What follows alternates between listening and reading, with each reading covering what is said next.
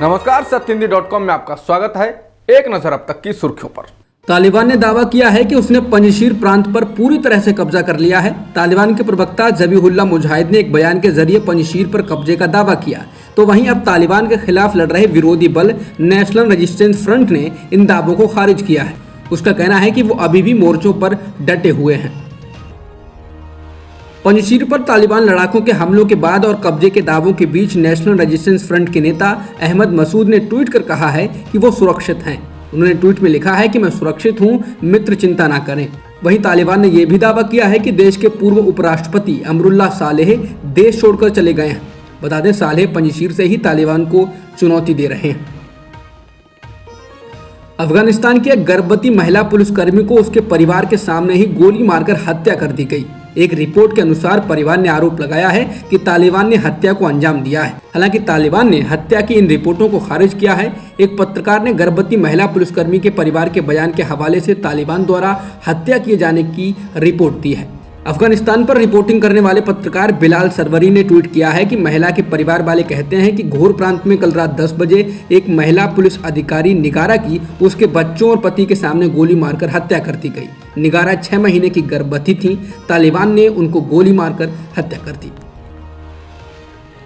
पाकिस्तानी खुफिया agency ISI प्रमुख फैज हमीद की काबुल यात्रा को लेकर कई सवाल खड़े हो रहे हैं। कहा जा रहा है कि वो तालिबानी नेता मुल्ला अब्दुल गनी बरादर और हक्कानी नेटवर्क के लोगों के बीच चल रहे संघर्ष का बीच बचाव कर मामला सुलझाने गए हैं। ISI चीफ के इस सार्वजनिक दौरे से पहले पाकिस्तान के विदेश मंत्री ने खुलेआम कहा था कि उनका देश अफगानिस्तान में समावेशी सरकार बनाने में तालिबान की मदद करेगा। क्योंकि हक्कानी नेटवर्क ISI का ही खड़ा किया हुआ है, तो उसकी इच्छा सिराजुद्दीन हक्कानी को ज़्यादा से ज़्यादा ताकत देने की है। पेंटागन के पूर्व वरिष्ठ अफसर माइकल रूबिन का कहना है कि ISI काबुल में अपनी कठपुतली सरकार बनाना चाहता है और तालिबान के लोग इसका विरोध कर रहे हैं। सरकार बनने में देर इस वजह से ही हो रही है। सुप्रीम कोर्ट ने सोमवार को ट्रिब्यूनल में रिक्तियों को भरने में देरी और ट्रिब्यूनल रिफॉर्म्स एक्ट पारित करने के लिए केंद्र सरकार को फटकार लगाई है। सुप्रीम कोर्ट की सुनवाई के दौरान CGI ने कहा कि इस अदालत के फैसले का कोई सम्मान नहीं है। आप हमारे धैर्य का परीक्षण कर रहे हैं। कितने व्यक्तियों को नियुक्त किया गया था? आपने कहा कि कुछ व्यक्तियों को नियुक्त किया गया था, नियुक्तियां हैं कहां? सुप्रीम कोर्ट ने कहा कि हमारे पास केवल 3 विकल्प हैं। एक, हम कानून पर रोक लगा दें। दूसरा, हम ट्रिब्यूनल्स को बंद कर दें और उच्च न्यायालय को शक्तियां दे दें। और तीसरा, हम खुद नियुक्तियां करें। CGI ने कहा कि अदालत स्थिति से बेहद परेशान है।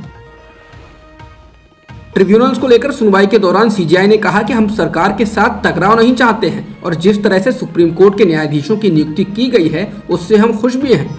लेकिन ये ट्रिब्यूनल्स बिना किसी सदस्य या अध्यक्ष के खत्म हो रहे हैं। वहीं केंद्र सरकार का प्रतिनिधित्व कर रहे सॉलिसिटर जनरल तुषार मेहता ने अदालत को बताया कि ट्रिब्यूनल्स को बंद करने का सरकार का कोई इरादा नहीं है। सॉलिसिटर जनरल ने जवाब के लिए 2-3 दिन का समय भी मांगा। पीठ ने मामले को अगले सोमवार के लिए स्थगित करते हुए कहा कि हम उम्मीद करते हैं कि जब तक नियुक्तियां हो जाएंगी। उत्तर प्रदेश के पूर्व राज्यपाल अजीज कुरैशी के खिलाफ यूपी पुलिस ने राजद्रोह का मामला दर्ज किया है।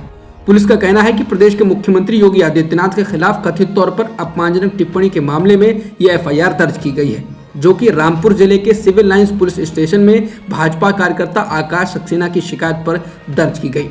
दर्ज कराई शिकायत में कहा गया है कि कुरैशी जब पूर्व मंत्री आजम खां के घर उनकी पत्नी और रामपुर की विधायक तंजीम फातिमा से मिलने गए, तब उन्होंने योगी सरकार की तुलना शैतान और खून चूसने वाले राक्षस से की थी।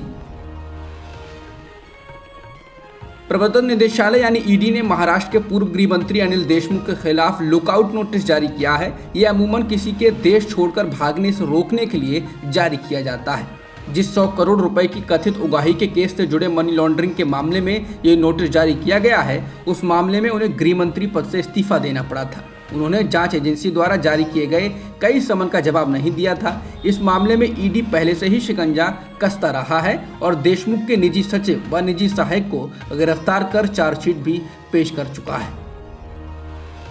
मध्य प्रदेश के भावी डॉक्टरों को RSS का विचार पढ़ाए जाने के फैसले पर रार मच गई है। राज्य के मेडिकल छात्रों के फाउंडेशन कोर्स में इसी सत्र से RSS के विचार को भी बतौर लेक्चर शामिल किया गया है। शिवराज सरकार के इस कदम के बाद कांग्रेस ने कटाक्ष करते हुए कहा है कि अकेले हेडगेवार और दीनदयाल ही क्यों, सरकार को सावरकर और गोडसे के बारे में भी बच्चों को पढ़ाना चाहिए ताकि वे इतिहास की सच्चाई को बेहतर ढंग से जान सकें।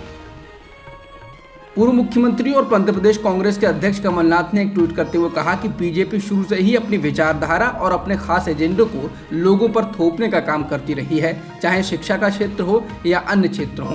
उन्होंने ट्वीट में आगे कहा कि इसके पूर्व आज़ादी के अमृत महोत्सव की सामग्री में भी इसी प्रकार अपनी विचारधारा के लोगों को शामिल करने का काम बीजेपी ने किया। पूरा देश जानता है कि बीजेपी के लोगों का आज़ादी के संघर्ष से लेकर देश के स्वर्णिम इतिहास में कोई योगदान नहीं, लेकिन बीजेपी जानबूझकर इतिहास को तोड़ने मरोड़ने का, अपने लोगों को महिमा मंडित करने और अपनी विचारधारा को थोपने का काम करती रही है। ये भी उसी एजेंडे का हिस्सा है। भारत में पिछले एक दिन में 38,948 कोरोना संक्रमण के नए मामले दर्ज किए गए हैं और इस दौरान 219 लोगों की मौत भी हुई है। देश में केरल से आ रहे मामलों के कारण संक्रमण के मामले बढ़ रहे हैं। केरल में पिछले एक दिन में 26,701 मामले दर्ज किए गए हैं और 74 लोगों की कोरोना की वजह से मौत भी हुई। अब तक की खबरों में इतना ही। बाकी खबरों के लिए बने रहिए सत्यहिंदी.com के साथ। सत्य हिंदी का ऐप डाउनलोड करें गूगल प्ले स्टोर पर।